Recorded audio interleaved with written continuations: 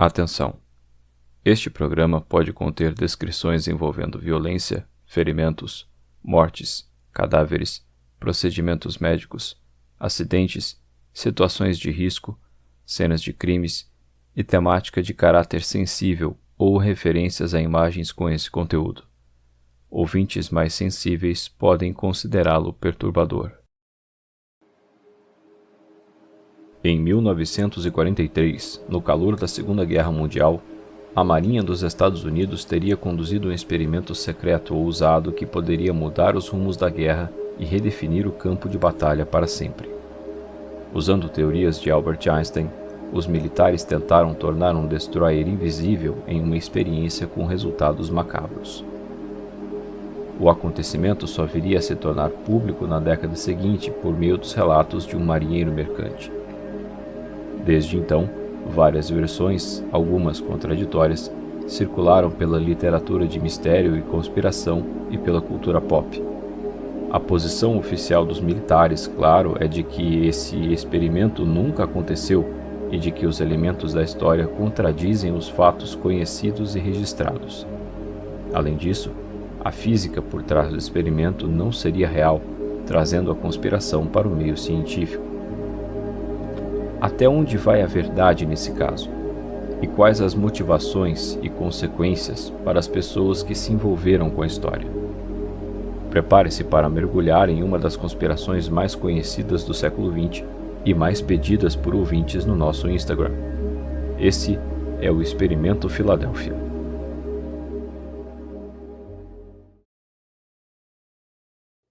Desde sua origem, o ser humano depara-se com o inexplicado, um convite para a curiosidade e o sobrenatural. Mesmo numa era guiada pela razão, alguns episódios ainda desafiam a forma como compreendemos o universo à nossa volta. Tentar solucioná-los pode nos levar aos limites do conhecimento e da própria natureza humana. Se tiver coragem, dispa sua mente de superstições e prepare-se para uma visita ao desconhecido. Eu sou Eduardo Oliveira. Bem-vindo ao Podcast X.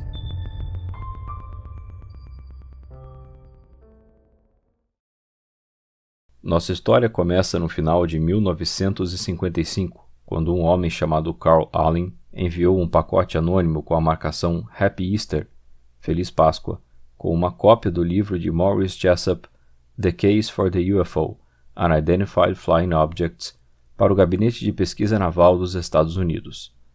O livro estava preenchido com anotações à mão em suas margens escritas com 3 tons diferentes de tinta azul.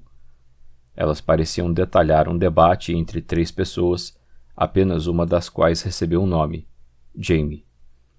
Comentaram as ideias de Jessup sobre propulsão dos discos voadores, debateram as raças alienígenas e mostraram-se preocupados pelo autor estar muito perto de descobrir sua tecnologia. O texto usava letras maiúsculas e pontuação de forma não padronizada, e os personagens das anotações referiam-se uns aos outros como ciganos.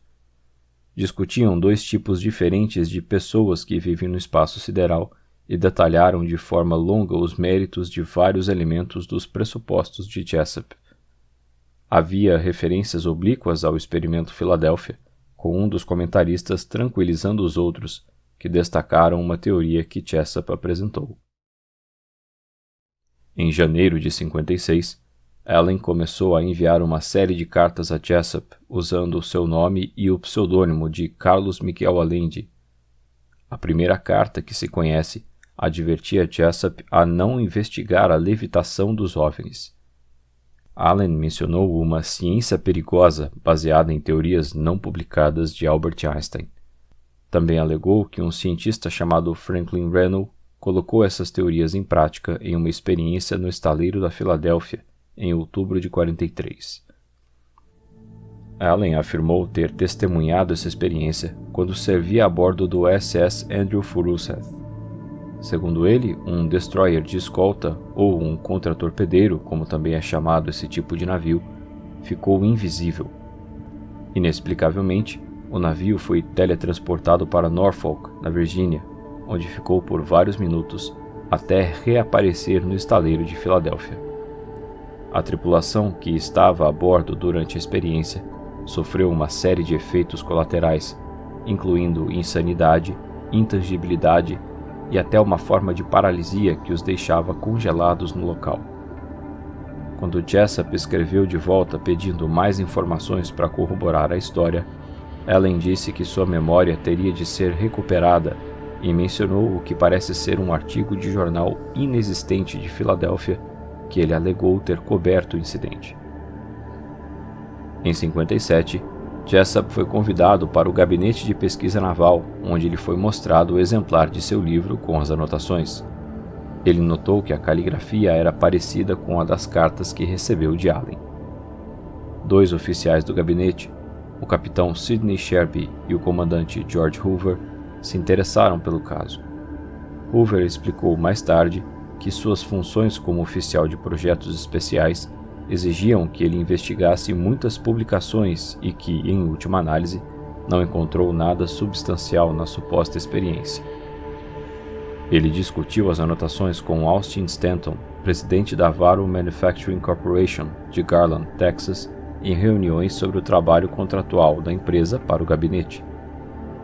Stanton ficou tão interessado que a Varro começou a produzir cópias mimeografadas do livro de Jessup com as anotações e as cartas de Allen. Primeiro 1 dúzia e, eventualmente, 127 cópias. Elas ficaram conhecidas como edições da Varro. Além de notar a caligrafia de Jamie com tinta azul-violeta, a introdução anônima dessa edição conclui que havia 2 outros indivíduos fazendo anotações. Sr. A, que Jessup identificou como Allen em tinta azul, e Sr. B em tinta azul-violeta.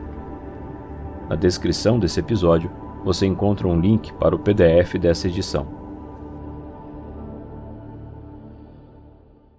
Por terem circulado diferentes versões dos fatos, é difícil estabelecer uma narrativa definitiva. Assim, reuni aqui os principais pontos que aparecem na maioria dos relatos. Supostamente, o experimento seria baseado na teoria de campo unificado, uma ideia de Einstein que unia eletromagnetismo e gravidade da relatividade, tornando seus campos apenas um. Em alguns relatos, pesquisadores acreditavam que isso permitiria usar grandes geradores elétricos para dobrar a luz ao redor de um objeto por meio da refração, criando o efeito de invisibilidade desse objeto. A Marinha teria visto valor militar nessa ideia e patrocinou a experiência. Allende afirmou ter sido ensinado pelo próprio Einstein e que poderia provar a teoria de forma experimental. Outra versão da história diz que os pesquisadores se preparavam para fazer medições magnéticas e gravitacionais do fundo do mar para detectar anomalias baseadas nas tentativas de Einstein de compreender a gravidade. Nessa versão, nazistas também teriam feito experiências secretas para desenvolver a antigravidade sob o comando de Hans Kammler.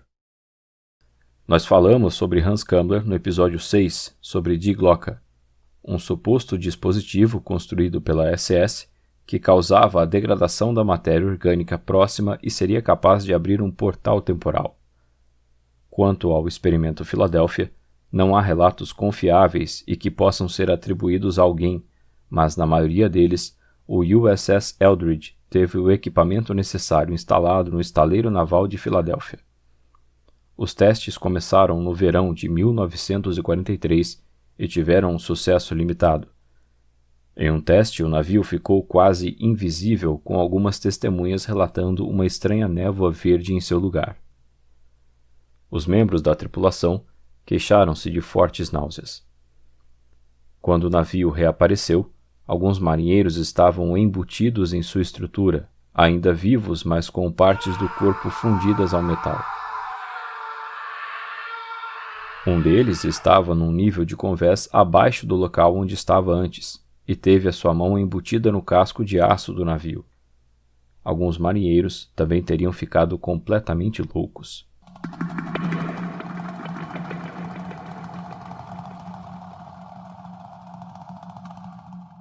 A história diz que, apesar do equipamento não ter sido devidamente recalibrado, a experiência foi repetida em 28 de outubro de 43. Dessa vez, O navio não só se tornou invisível, como desapareceu num clarão de luz azul e foi teletransportado para Norfolk, na Virgínia, a mais de 320 quilômetros. Afirma-se que o USS Eldridge ficou à vista dos homens a bordo do navio SS Andrew Furuseth por alguns minutos. Foi nessa ocasião que teria sido visto por Carl Allen. Depois, reapareceu na Filadélfia, onde estava originalmente. O navio também teria voltado no tempo, cerca de 10 minutos. Muito se fala sobre os efeitos colaterais perturbadores sentidos pela tripulação. Além de náuseas, problemas mentais e fusão ao navio, descreve-se que alguns marinheiros foram rematerializados de dentro para fora e outros desapareceram. A tripulação teria passado por processos de lavagem cerebral para manter a experiência em segredo. Os efeitos colaterais foram mencionados inicialmente nas cartas de Allen a Jessup. Todo o pessoal teria sido enviado para o Hospital Naval de Bethesda, no estado de Maryland, para a quarentena. Alguns homens foram considerados mentalmente inaptos ao serviço. Para alguns teóricos da conspiração, isso pode ter sido feito para tirar o crédito de seus relatos caso viessem a falar sobre o experimento. É dito que ficaram no hospital incomunicáveis até o final da guerra. Habilidades psíquicas teriam sido aguçadas e alguns homens teriam desaparecido e reaparecido enquanto estavam em casa, andando na rua ou sentados em bares e restaurantes, causando espanto em pessoas próximas. O experimento teria sido apressado por conta da guerra e a Marinha manteria o seu cronograma rígido de testes. Cientistas teriam pedido mais tempo para descobrir como proteger as pessoas dos efeitos indesejados, mas esse pedido não teria sido atendido. Era como se os militares estivessem mais interessados em ter o equipamento funcionando e o contingente fosse tratado como ratos de laboratório. Segundo Allen, alguns homens congelaram, ficaram presos ou em branco. Alguns não conseguiam se mexer e disseram que era um inferno encarnado. Geralmente ficavam cientes da passagem do tempo e entravam em um tipo de coma. Se ficasse congelado por mais de um dia, geralmente enlouqueceria. Teriam sido necessários 6 meses e $5 milhões em equipamento eletrônico para descongelar os primeiros marinheiros. 2 homens congelaram e pegaram fogo, queimando por 18 dias, como se estivessem em combustão espontânea. Alguns desapareceram ou pareciam estar em uma miragem de calor, enquanto não estavam sob o efeito do campo. Alguns desapareceram após o experimento e nunca foram encontrados. Um marinheiro passou através de um anteparo diante de uma testemunha e nunca mais foi visto. Em entrevista no livro The Ghost of the Philadelphia Experiment Return, de Gray Barker, o ufólogo William Moore disse: "Hoje sabemos, embora não soubéssemos em 1943, que energia eletromagnética em alguns comprimentos de onda pode, de fato, afetar a mente de diversas formas. Tudo desde um coma completo até o zumbido nos ouvidos. De fato, muita pesquisa está sendo feita sobre isso hoje. É claro que a energia eletromagnética em certos comprimentos de onda pode até cozinhar coisas. Até onde posso determinar, 2 dos homens não sobreviveram ao experimento Filadélfia. Possivelmente outros sobreviveram, mas pelo menos 2 não voltaram quando o navio voltou à visibilidade. Os que sobreviveram foram enviados para o Hospital da Marinha em Bethesda, Maryland, e submetidos a tratamento por períodos de tempo indeterminados. Foi-me dito que apenas 8 ou 9 foram finalmente dispensados e que estes sofreram de incompetência mental, ou assim foi dito. Afinal, isso daria uma cobertura perfeita se eles falassem sobre a experiência. A Marinha poderia dizer: "Olha, você está falando com um maluco, o que espera de uma pessoa assim?" Cheguei a algumas dessas testemunhas em segunda mão, ou seja, falei com alguém que falou com as pessoas reais. Mas na última semana, cheguei a um desses homens diretamente, e ele indicou que iria se apresentar e me contar sua história em primeira mão. Já em 1930, cientistas descobriram que pessoas sujeitas a campos eletromagnéticos entre 380 e 500 mHz para diferentes pessoas experimentariam uma pulsação no cérebro, zumbido nos ouvidos, alucinações e outras sensações estranhas. Foram também realizados estudos sobre a redução do ruído utilizando ondas infra- e ultrassônicas. Algumas das reações nos sujeitos foram fadiga, tensão, perda de equilíbrio, dores de cabeça, náuseas e desmaios. Cientistas também mostraram que campos de rádio podem estimular os neurônios no cérebro. Ao modular micro-ondas com geradores de pulsos, podiam facilmente produzir sons reconhecíveis, como tambores de bongo, serras elétricas, cortadores de relva e motores. Assim, podemos imaginar que os homens a bordo do Eldridge durante a experiência poderiam ter tido alucinações em massa e sofrido outros efeitos perturbadores. No livro Enigmas and Mysteries, de Colin Wilson, ele relata que, segundo um relatório, 16 tripulantes morreram e 6 enlouqueceram. Um colega da tripulação anterior de Carl Allen escreveu que tinha servido com ele no navio Newton Baker. Ele não se lembrava de Allen ter contado quaisquer histórias sobre o navio desaparecido, mas outros que tinham estado no Furuseth falaram sobre isso. Um deles conhecia um dos tripulantes do destroyer que ficou preso em Bethesda com outros malucos que balbuciavam uma data de porcarias como essa. Se você acha que a Marinha não usaria seus próprios homens em uma experiência como essa, aqui está algo que pode fazer você repensar esse ponto. Entre agosto e novembro de 43, a Marinha usou seus homens em experiências com gás venenoso. Realizado no Laboratório de Pesquisa Naval em Anacostia, em Washington, D.C., e no Arsenal de Edgewood, em Maryland, as experiências envolveram a injeção de gás mostarda em câmaras fechadas. Nelas, estavam homens que tinham sido recrutados sob pretextos falsos. Os que se recusaram a participar foram demovidos verbalmente e ameaçados de corte marcial e 40 anos de prisão. Não surpreendentemente, quase todas as vítimas sofreram graves queimaduras externas e internas. Os homens foram ignorados pela Marinha quanto aos cuidados com a sua saúde. Ainda lhes foi dito que a lei de espionagem seria usada contra eles se revelassem o ocorrido. Isso não é teoria da conspiração. Está escrito nos relatórios Testes de Câmara com Sujeitos Humanos, de 43, hoje tornados públicos.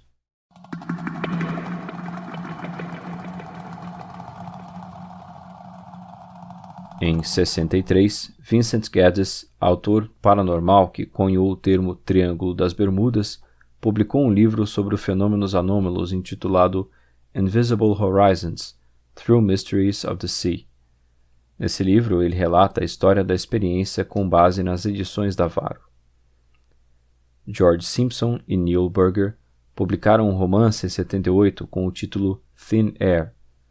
Na história, um oficial do Serviço de Investigação Naval examina vários indícios que ligam as experiências de invisibilidade na época da Segunda Guerra a uma conspiração envolvendo tecnologia de transmissão de matéria.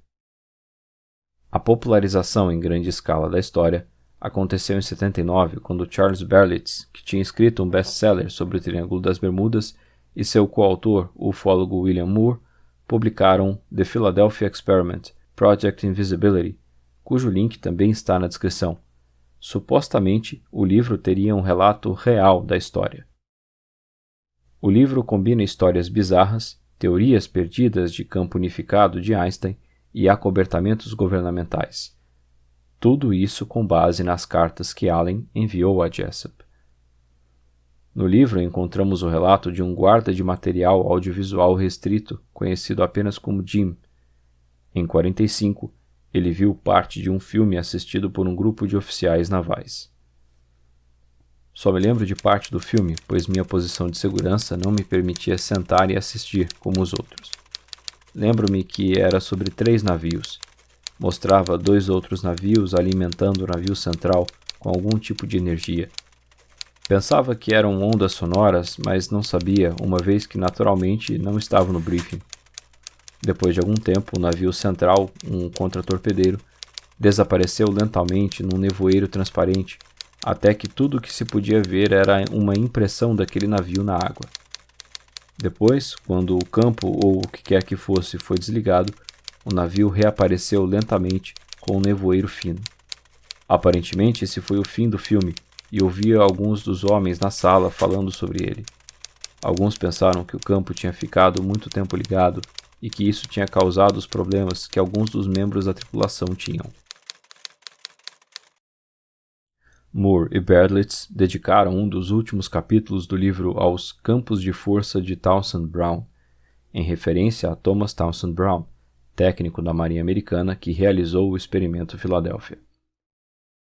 O livro Secrets of Anti-Gravity Propulsion, de Paul LaViolette, de 2008, também relata um envolvimento misterioso desse técnico com a história. Membros do 4º Distrito Naval chegaram a sugerir que a história do experimento Philadelphia era um erro de interpretação de uma pesquisa de rotina da Segunda Guerra Mundial conduzida no estaleiro naval da Filadélfia. Uma teoria é que a base para as histórias apócrifas surgiu de experiências de desmagnetização, que têm o efeito de tornar o navio indetectável ou invisível a minas magnéticas. Outra possível origem das histórias sobre teletransporte, efeitos na tripulação e até levitação pode estar nas experiências com a central geradora do destroyer USS Timmerman, em que um gerador de maior frequência produzia descargas de corona, embora nenhum dos tripulantes tenha relatado sofrer efeitos da experiência. As descargas de corona são descargas elétricas produzidas quando existe um campo elétrico forte o bastante para ionizar o ar. Um gerador de Van de Graaff usa essas descargas para aplicar uma carga elétrica positiva sobre uma correia móvel com aplicação de alta tensão positiva a um condutor com uma ponta. O brilho verde relatado por testemunhas poderia ser explicado por atividade elétrica ou fogo de Santelmo, uma descarga eletroluminescente provocada pela ionização do ar num forte campo elétrico, um tipo de plasma criado por uma enorme diferença de potencial elétrico na atmosfera. Em um artigo publicado em 1994 no Journal of Scientific Exploration, o físico e ufólogo francês Jacques Vallée descreveu um procedimento a bordo do USS Engstrom, que foi atracado ao lado do Eldridge em 1943. A operação envolveu a geração de um poderoso campo eletromagnético a bordo do navio para desmagnetização, com o objetivo de tornar o navio indetectável ou invisível a minas e torpedos submarinos fundidos magneticamente. Esse sistema foi criado pelo canadense Charles Goodeve, quando ocupava o posto de comandante na Real Reserva Naval Voluntária Canadense, e a Marinha Real e outras marinhas o utilizaram amplamente durante a Segunda Guerra. Muitos navios britânicos da época possuíam tais sistemas de desmagnetização do convés superior. A desmagnetização ainda é aplicada hoje, porém não tem qualquer efeito sobre a luz visível ou o radar. Vallée especula que os relatos da desmagnetização do Engstrom podem ter sido falsificados e dramatizados em versões posteriores, e que esses relatos podem ter influenciado a história do experimento Philadelphia. Ele cita um veterano que serviu a bordo do USS Engstrom e sugere que ele poderia ter viajado de Filadélfia para Norfolk e regressado num único dia, numa altura em que os navios mercantes não podiam. Para isso, ele teria usado o canal Chesapeake and Delaware e a Baía Chesapeake, que no momento estava aberta apenas para navios da Marinha. O uso desse canal era sigiloso. Submarinos alemães tinham devastado a navegação ao longo da costa oriental durante a Operação Drumbeat, e os navios militares, incapazes de se protegerem, foram secretamente movidos através de canais para evitar a ameaça nazista no mar. O mesmo veterano afirma ser o homem que, além de testemunhou desaparecer em um bar. Quando uma briga começou, as funcionárias do bar o levaram para fora antes da chegada da polícia, porque ele não tinha idade legal para beber. Depois ainda o ajudaram dizendo que ele tinha desaparecido. Em seu artigo, Vallée citou que imagens marcantes são fundamentais para fixar uma farsa na mente do público. Certamente, marinheiros fundidos ao navio e materializados ao avesso durante um teletransporte se encaixam nesse ponto. Coloquei na descrição links para o artigo de Vallée e um documento de perguntas frequentes da Marinha dos Estados Unidos a respeito do caso.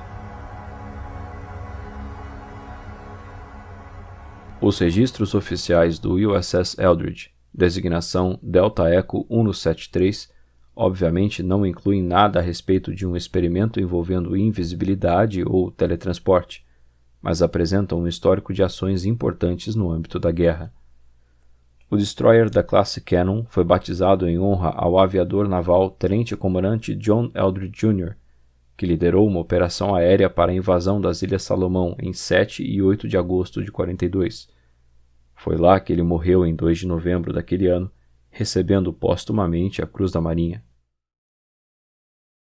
O navio foi instituído em 22 de fevereiro de 43 pela Federal Shipbuilding and Dry Dock Company em Newark, Nova Jersey, e lançado ao mar em 25 de julho, tendo como madrinha a viúva de Eldridge. Foi comissionado em 27 de agosto de 43 com o tenente da reserva da Marinha C.R. Hamilton no comando e permaneceu no porto da cidade de Nova York até setembro daquele ano. A experiência de outubro teria acontecido enquanto o navio estava em testes em alto mar nas Bahamas. Defensores do experimento Filadélfia afirmam que os diários de bordo teriam sido falsificados ou seriam confidenciais.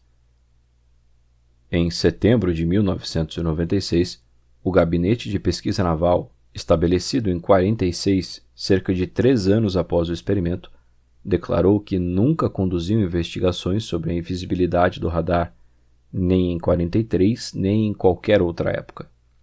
A entidade considera o experimento Filadélfia como ficção científica. Em abril de 99, um jornal da Filadélfia publicou que veteranos da Marinha que serviram a bordo do USS Eldridge disseram que seu navio nunca tinha aportado na cidade. Mais provas contradizendo a linha temporal da experiência estão no relatório de ação completa do navio da Segunda Guerra Mundial, incluindo a seção do diário de bordo de 43, disponível em microfilme pelo Comando Naval de História e Herança. Entre 4 de janeiro de 44 e 2 de maio de 45, o navio escoltou homens e materiais para o mar Mediterrâneo para apoiar as operações dos aliados no norte da África e no sul da Europa. Fez 9 viagens para entregar comboios em segurança a Casablanca, Bizerte e Oran, prestando um importante serviço no combate às potências do eixo. Em 28 de maio de 45, o USS Eldridge partiu de Nova York para serviço no Pacífico. A caminho de Saipan em julho, fez contato com um objeto subaquático e atacou imediatamente, mas nenhum resultado foi observado. Chegou a Okinawa em 7 de agosto para escolta e patrulha local. Uma semana depois, com o fim das hostilidades, continuou a servir de escolta nas rotas Saipan, Ulithi e Okinawa até novembro. Em 12 de julho de 46, foi tirado de serviço e passado para reserva.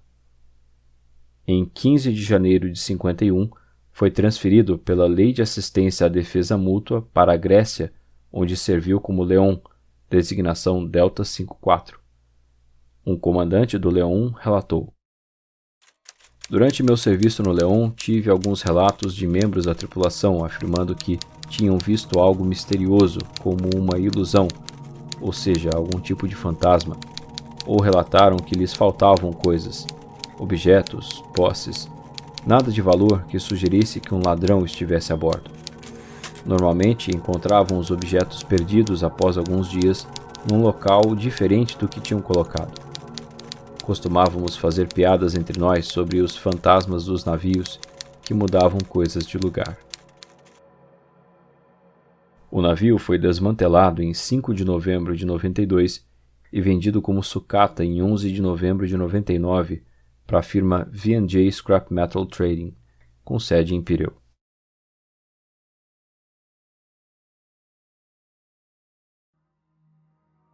No livro Borderlands, publicado em 97, o historiador Mike Dash observa que muitos autores que abordaram a história do experimento Filadélfia depois de Jessup, pareciam ter realizado pouca ou nenhuma pesquisa própria. O livro de Berlitz e Moore, por exemplo, alegou incluir informações factuais como transcrições de uma entrevista com o cientista envolvido na experiência. Porém, a obra foi alvo de críticas por plagiar elementos de Thin Air, publicado um ano antes. Outro exemplo é a identificação de Carl Allen. No final dos anos 70, ele foi frequentemente descrito como misterioso e difícil de localizar. Vários autores que tentaram obter informações a seu respeito acharam as suas respostas elusivas ou nem conseguiram encontrá-lo. Porém, apenas por telefonemas, ele pôde ser identificado por um pesquisador do caso. Em 1980, Robert Gurman, repórter de Nova Kensington, Pensilvânia, publicou que o homem era Carl Meredith Allen, morador da cidade que tinha um histórico conhecido de doença psiquiátrica. Allen poderia ter criado a história da experiência como resultado disso. O artigo de Gurman está em um link na descrição. O repórter entrevistou familiares dele e recebeu uma pilha de documentos e livros rabiscados com anotações de Allen. Posteriormente, ele percebeu que Allen era um amigo da família, um solitário criativo e imaginativo, que enviava bilhetes e alegações bizarras. Allen nasceu em 31 de maio de 1925, em Springdale, Pensilvânia, sendo o irmão mais velho de 5. Segundo a família, era brilhante na escola e tinha uma mente fantástica, mas nunca teve um emprego por muito tempo e era um vagabundo. Também era conhecido como um mestre em passar a perna, fosse para pregar peças ou para se livrar do trabalho. Em 42, entrou para o Corpo de Fuzileiros Navais, mas foi dispensado menos de um ano depois, alistando-se na Marinha Mercante logo em seguida. Inicialmente, serviu no SS Andrew Forsyth. Serviu em vários outros navios até 52, quando deixou o serviço. Ao longo da vida, usou vários pseudônimos: Carlos Miguel Allende, Senhor Professor, Coronel Carlos Miguel Cristófero Allende e, ao escrever a Wernher von Braun, engenheiro aeroespacial que estava entre os líderes do programa espacial americano, assinou como Dr. Carl Meredith Allenstein. Allen esteve em vários lugares, incluindo Colorado, no México, e acabou em Greeley, no estado americano do Colorado, onde morreu em 5 de março de 94. Entre suas alegações mais extraordinárias estão ter testemunhado o experimento Filadélfia e ter sido educado em física por Albert Einstein por várias semanas. 12 anos após enviar o livro de Jessup com anotações para a Marinha, ele admitiu ter feito todas as anotações para assustar Jessup.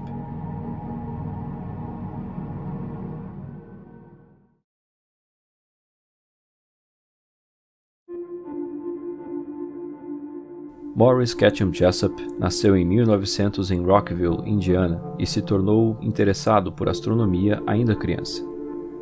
Em 1925, se formou pela Universidade de Michigan em Ann Arbor como bacharel em astronomia e, no ano seguinte, recebeu o título de mestre enquanto trabalhava no Observatório Lamon Hussein, na África do Sul, o maior telescópio refrator do Hemisfério Sul.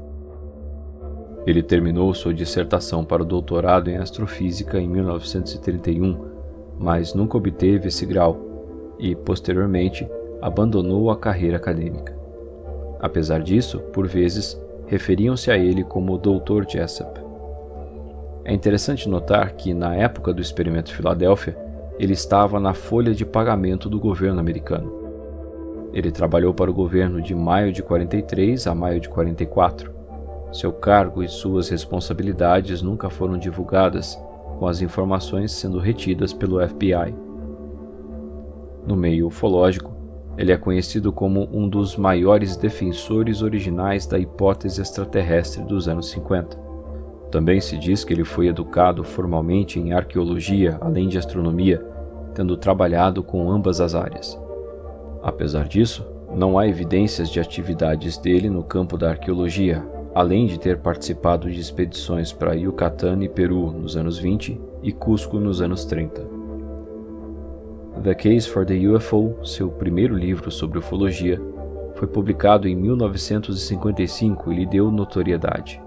Na obra, ele argumentava que os OVNIs representavam um assunto misterioso digno de mais estudo. Especulou que eram naves exploratórias de caráter sólido e nebuloso. Jessup fez também conexões entre monumentos antigos e ciência avançada na pré-história, 13 anos antes de Erich von Däniken publicar Eram os Deuses Astronautas, e defendeu que leitores deveriam pressionar políticos por pesquisas sobre a teoria de campo unificado, dadas as possíveis aplicações para viagens espaciais. Jessup escreveu outros 3 livros sobre ufologia: UFOs and the Bible, The UFO Annual, ambos de 56, e The Expanding Case for the UFO, de 57. Esse último sugeriu que os fenômenos lunares transitórios, flashes coloridos na superfície da Lua, estavam de alguma forma relacionados com os OVNIs. Para Jessup, grupos bons e maus de alienígenas estavam interferindo nos assuntos terrestres. Como a maioria dos autores de ufologia e dos contatados que surgiram durante os anos 50, ele demonstrou familiaridade com a mitologia alternativa da pré-história desenvolvida pela teosofia de Helena Blavatsky, que incluía os míticos continentes perdidos de Atlântida, Mu e Lemúria. Com o sucesso de seu primeiro livro, ele tentou ganhar a vida escrevendo sobre ufologia, mas os outros não venderam bem e a editora rejeitou vários manuscritos. Em 58, foi deixado pela esposa, com seus amigos o descrevendo como instável. Após uma viagem para Nova York, sofreu um grave acidente de carro na Flórida e sua recuperação foi demorada, o que contribuiu para a piora de seu estado emocional. Ivan Sanderson escreveu: Estava previsto que Jessup regressaria para a Indiana 2 dias mais tarde. No entanto, após 2 semanas, um sócio dele recebeu uma carta de sua editora perguntando onde poderia estar, pois não tinha voltado.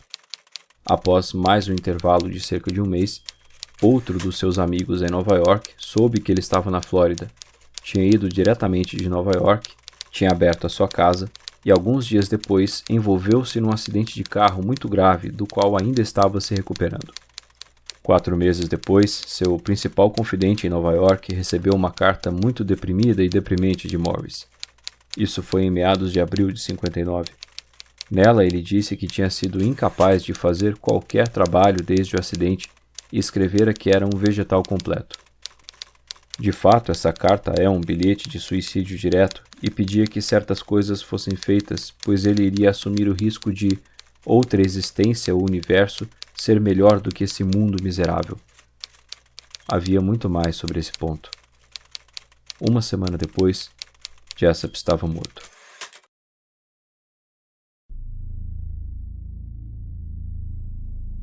Em 20 de abril de 1959, o carro de Jessup foi encontrado ao lado de uma estrada no condado de Dade, na Flórida, com ele morto no interior.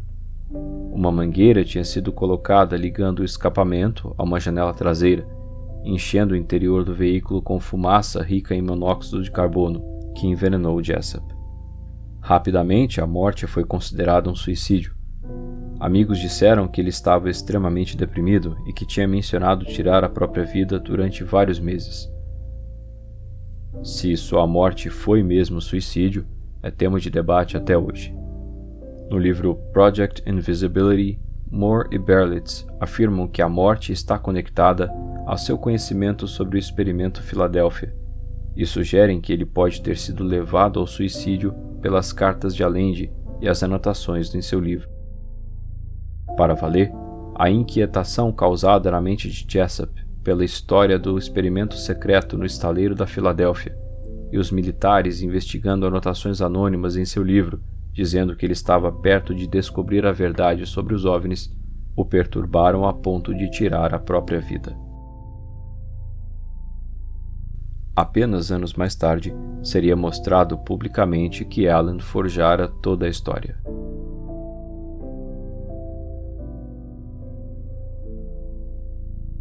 Diferentes fontes indicam que, uma semana antes da sua morte, Jessup enviou uma longa e deprimente carta de suicídio a seu amigo John Nebel, em Nova York.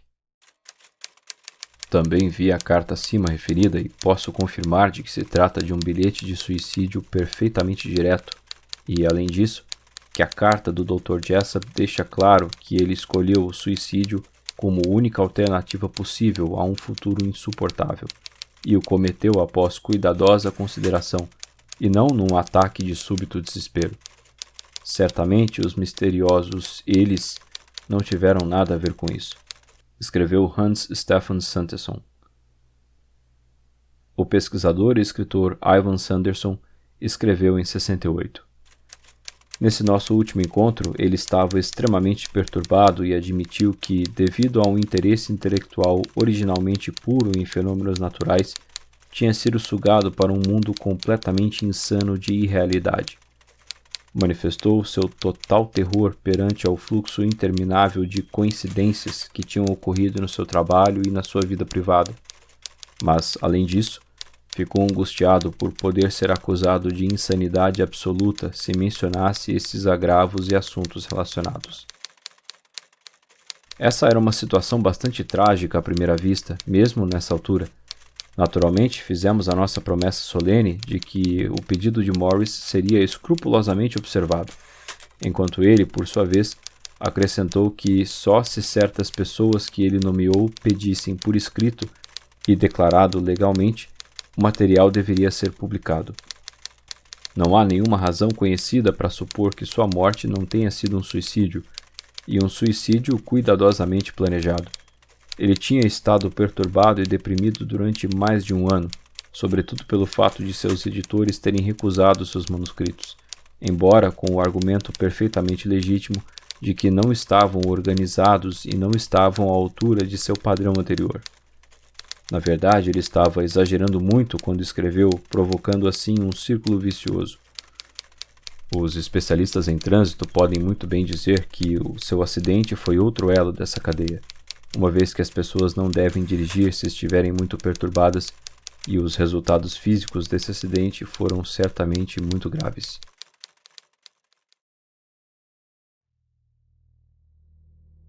Em 58, Jessup viajou para Nova York e, em julho ou agosto daquele ano, entregou sua pesquisa sobre o experimento Filadélfia a Sanderson, por segurança, caso algo acontecesse a ele. Estavam incluídas anotações pessoais e sua própria cópia da edição da Varro, com suas próprias anotações, um item único.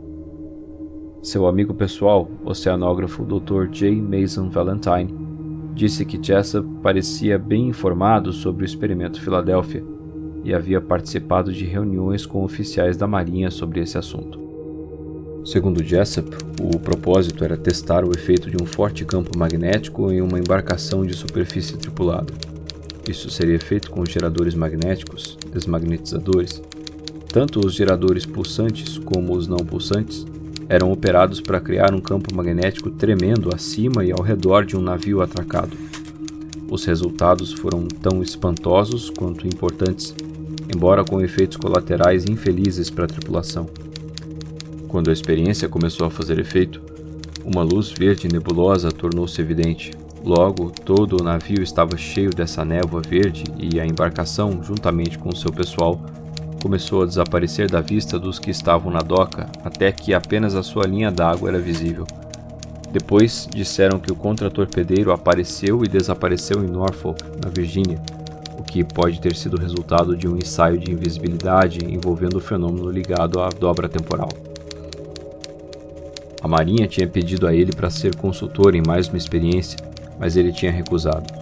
Estava convencido de que a Marinha, ao procurar criar uma nuvem magnética para camuflagem em outubro de 43, tinha descoberto um potencial que poderia temporariamente, e se forte o bastante, talvez permanentemente, reorganizar a estrutura molecular de pessoas e materiais de modo que passassem para outra dimensão, com implicações adicionais previsíveis de teletransporte, mas ainda não controladas. Muitos livros dizem que, em meados de abril de 59, Jessup telefonou para Valentine e marcou um encontro com ele para apresentar suas evidências e conclusões sobre o experimento. Ele nunca foi a esse encontro. Na noite marcada, cometeu suicídio. Nenhuma de suas anotações foi encontrada. Sua pasta, que foi visto carregando pela manhã, desapareceu. E não foi realizada uma autópsia. De acordo com o relatório do exame médico, Maurice Ketchum Jessup foi encontrado por John Gould, fiscal do parque, às 18h30 de 20 de abril de 59, em Matheson's Hammock Park, no condado de Dade, na Flórida. Estava em seu Chevrolet Station Wagon branco 58, no assento do motorista. Vestia uma camisa branca, gravata, calças cinzas e sapatos castanhos. Causa da morte: intoxicação aguda por monóxido de carbono. O falecido inalou o escape automotivo. Não há sinais de violência ou cicatrizes cirúrgicas, sem edema nas pernas, sangue negativo para o álcool. 38,5% de carboxiemoglobina corrigida. Examinado por Dr. R.A. Justy. No relatório policial, lemos: na chegada pela 637A, a vítima foi encontrada sentada na vertical no seu veículo. O exame físico da vítima revelou resultados negativos para a respiração e nenhuma ação de pulso evidente. À vítima foram administradas 110 libras de oxigênio a 100%, com resultados negativos. Corpo identificado por Leon A. Soule, um amigo, em 20 de abril de 59, às 22h30. Anna Gesslinger, de Miami, teve acesso ao relatório do médico legista e descobriu que Jessup tinha em seu sangue uma quantidade de álcool que, combinada à medicação que estava tomando, seria fatal. Mas isso levanta algumas perguntas. Por exemplo, se ele estava tão alcoolizado, como foi capaz de guiar o carro, escrever uma carta de suicídio e ainda ligar uma mangueira ao escapamento do carro? Boa parte dessa informação foi tornada pública no livro de Berlitz e Moore, de 79, The Philadelphia Experiment, e nem todas as fontes concordam com Gesslinger. Por exemplo, em The Philadelphia Experiment and Other UFO Conspiracies, de Steiger e Bilek, lemos o que ela disse. Não havia evidência de álcool, mas uma saturação completa de dióxido de carbono. Embora isso estabeleça definitivamente a causa da morte, não houve outros testes realizados que pudessem ter indicado, por exemplo, a presença de drogas que poderiam ter sido administradas antes. Pelo contexto, Anna Gesslinger parece ter invertido sua posição sobre o assunto, o que cria uma enorme contradição. Originalmente, disse ela, estava motivada por um forte sentimento de que o Dr. Jessup não tinha tirado sua própria vida, mas depois da minha longa investigação, concluí que ele o fez, mas não enquanto estava na posse de suas faculdades. Ele estava sob algum tipo de influência. Independentemente de como Jessup realmente morreu, devemos resistir ao impulso de deixar que sentimentos fortes influenciem a nossa interpretação do que vemos. E existem outras questões. No livro de Steiger, lemos que, embora seja uma lei estadual na Flórida realizar uma autópsia de vítimas de suicídio, não foi realizada qualquer autópsia no corpo de M.K. Jessup. Mas não fica claro se essa lei era válida em 59.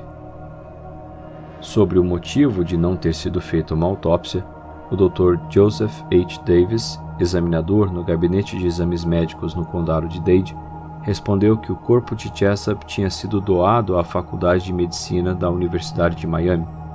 Gesslinger contestou essa resposta, citando o Código do Estado da Flórida número 406.11, que dá várias circunstâncias em que seria necessária uma autópsia. O caso em questão caberia em 3 delas. O caso de Jessup foi determinado como sendo um suicídio por um detetive de homicídios. Ele não foi atendido por um médico praticante e havia circunstâncias incomuns sobre sua morte. Se as circunstâncias requeriam uma autópsia, por que ela não foi feita? Será que algum servidor público preocupado com o investimento adequado dos impostos Decidiu se esquivar dessa lei, já que se tratava de um caso tão claro de envenenamento por monóxido de carbono? Curiosamente, em 20 de março de 59, Jessup assinou um formulário de dedicação, um documento deixando seu corpo para a universidade após a sua morte. Foi escrito à mão por ele em material do Hotel Urmey. Universidade de Miami, Departamento de Anatomia. Estou requisitando que esta nota seja encaminhada a você após a minha morte como notificação de morte e disponibilidade de meu corpo.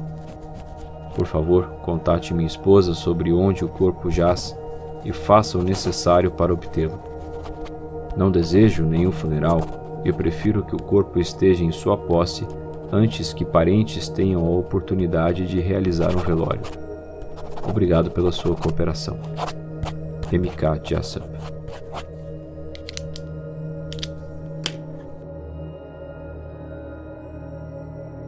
Para alguns teóricos da conspiração, esse documento também não teria sido escrito por Jessup, pelo menos não por vontade própria. Ao dar o seu corpo para a universidade e abrir mão de serviço funerário e velório, seria muito mais fácil resolver o problema do corpo após a sua morte.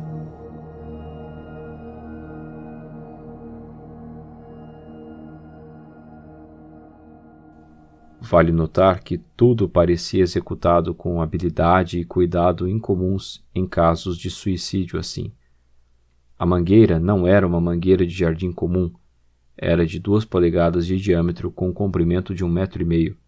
Ela estava amarrada ao tubo de escape, não simplesmente enfiada nele. Os panos colocados na janela traseira, por onde a mangueira entrava no carro, estavam molhados para melhorar a vedação. Apesar disso, não foram encontradas fontes óbvias de água para molhar os panos no local. Jessup fora dado como morto na chegada pelo Dr. Harry Reid, que disse que vivia na vizinhança e estava passando pelo local.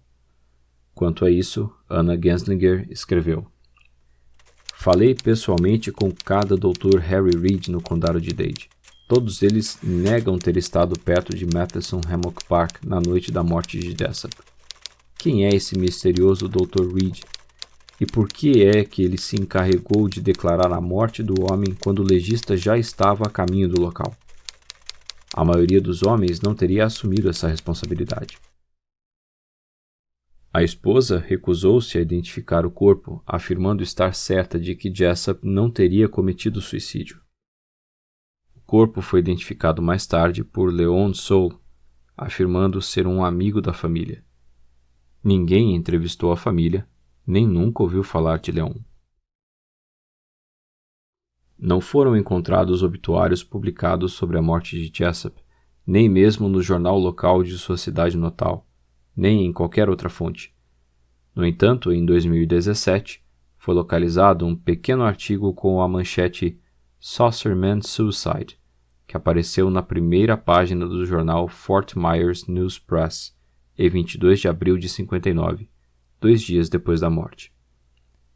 Um proeminente palestrante de ufologia nos disse que um homem que afirmava ser Carlos Miguel Allende o tinha contatado em seu escritório e o avisou para interromper sua pesquisa ou acabaria como um suicídio como o Dr. Jessup, escreveu Brad Steiger. Dr. Jessup ainda estava vivo quando foi encontrado pela primeira vez. Talvez tenham deixado que morresse. Suas teorias eram muito avançadas e talvez houvesse influências que queriam impedir sua propagação, disse Valentine. Quando foi encontrado, Jessup tinha vários medicamentos prescritos não administrados em más condições.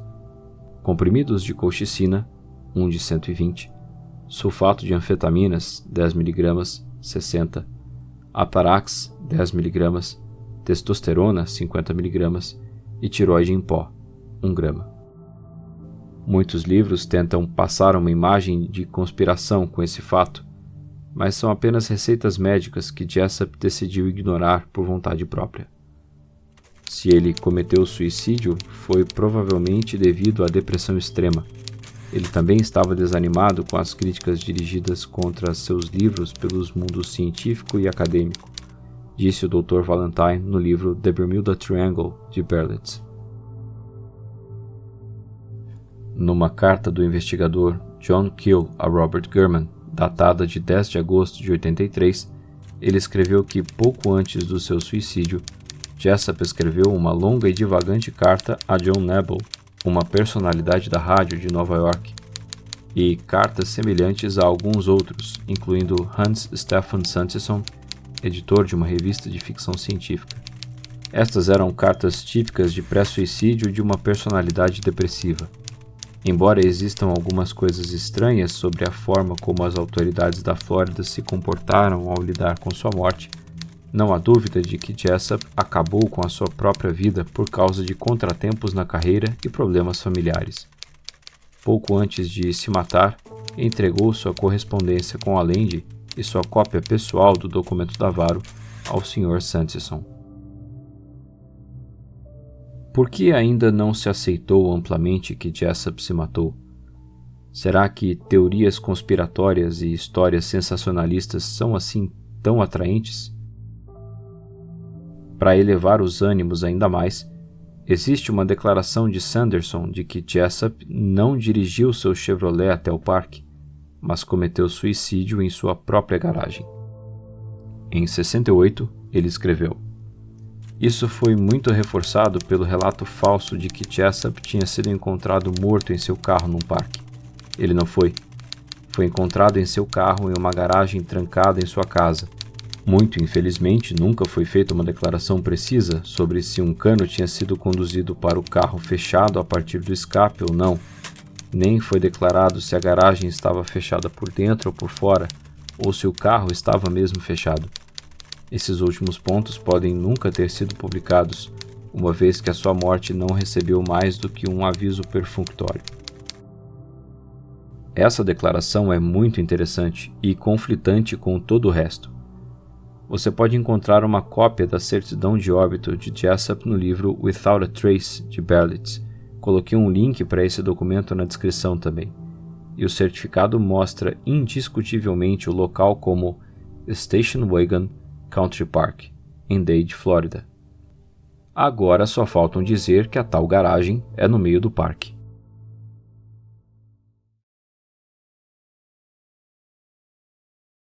No cinema, a história do experimento Filadélfia foi adaptada no filme The Philadelphia Experiment, lançado em 84. Envolvendo viagens no tempo e baseado vagamente nos relatos da experiência, o filme dramatizou os elementos centrais da história original. In 1943, the United States Navy conducted a series of tests to develop a camouflage system that would render U.S. ships invisible to enemy radar. I don't believe this. The Eldridge has vanished. I didn't think it was possible. No, sir. She's really vanished. She's gone. Today, the Philadelphia experiment is still in progress. Good God, there it is. The Philadelphia Experiment.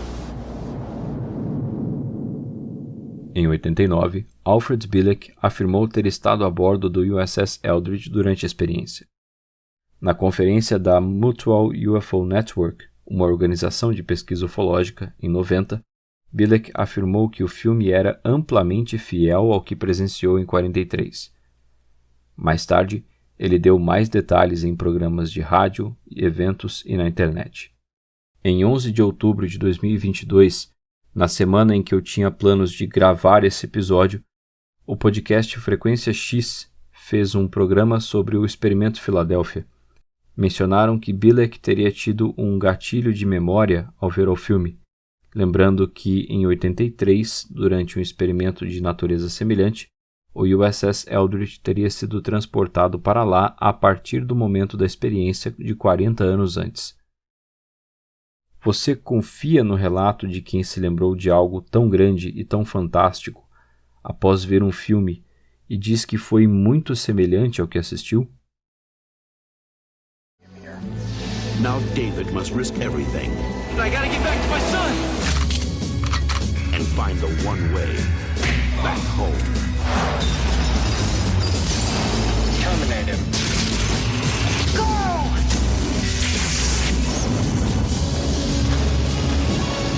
The Philadelphia Experiment 2. Lançado em 93, o filme The Philadelphia Experiment 2 acompanha um sobrevivente da experiência transportado para o futuro no primeiro filme.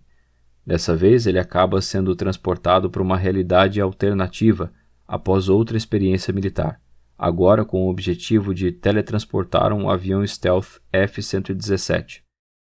Nesse universo paralelo, os Estados Unidos perderam a Segunda Guerra para os nazistas e são governados por eles em uma ditadura sanguinária. Em 2012, foi lançado um filme para TV e sua história não tem ligação com os outros filmes. No enredo, o USS Eldridge desapareceu no experimento de 43 e pesquisadores o fizeram reaparecer sem querer ao tentar recriar o experimento. O único sobrevivente da tripulação conhece a sua neta já adulta e o navio continua à deriva pelo tempo e pelo espaço, prendendo outras pessoas a bordo. Os responsáveis pela pesquisa tentam acobertar tudo, matando todos os envolvidos, enquanto outros tentam proteger os sobreviventes e devolvê-los a seus locais e tempos de origem. Para saber mais sobre diferentes aspectos do experimento Filadélfia, você pode, claro, recorrer à internet. E sempre recomendo que você faça isso com muito cuidado e dando atenção não apenas às informações em si, mas também às próprias fontes, para que consiga discernir entre o que é confiável e o que não é. Não é uma tarefa fácil, mas é necessário se você realmente está buscando informações verdadeiras. Naturalmente, uma história dos tempos da Segunda Guerra, envolvendo física avançada, experimentos secretos do governo, efeitos bizarros nos participantes e um suicídio duvidoso, receberia muita atenção e criatividade ao longo de décadas, como foi o caso de Die Glocke. Por isso, pesquisando pela internet e pela literatura, você pode encontrar um pouco de tudo. Envolvimento de nazistas, alienígenas greys, o próprio Einstein e Nikola Tesla, o cientista-chefe da maior parte das conspirações da internet. Por segurança, na falta de provas corroborantes, não aconselho dar crédito a uma história incomum promovida por um único indivíduo, especialmente quando ele próprio admitiu ter forjado a fonte primária de toda a história para pregar uma peça no autor de um livro. Além disso, quem conta um conto aumenta um ponto. Então, após várias versões, as histórias envolvem viagens no tempo, teletransporte, uma grande conspiração e sabe-se lá mais o que. Compartilhe o seu ponto de vista respondendo a pergunta no aplicativo do Spotify e também comentando um post lá no nosso Instagram sobre esse episódio. Haveria alguma explicação além de fraude? É possível que outras fontes sejam verdadeiras, mesmo se baseando em uma história que não é real? Ou será que Carl Allen foi persuadido por agentes de acobertamento a dizer que inventou tudo? Morris Jessup era mesmo um suicida ou foi eliminado por alguém para manter a verdade em segredo? Qual é o custo de uma brincadeira? Nesse jogo silencioso de verdade ou consequência, participantes são trazidos à roda e sorteados sem ter escolha. Versões fantasiosas da realidade podem ter levado um deles a desistir de tudo.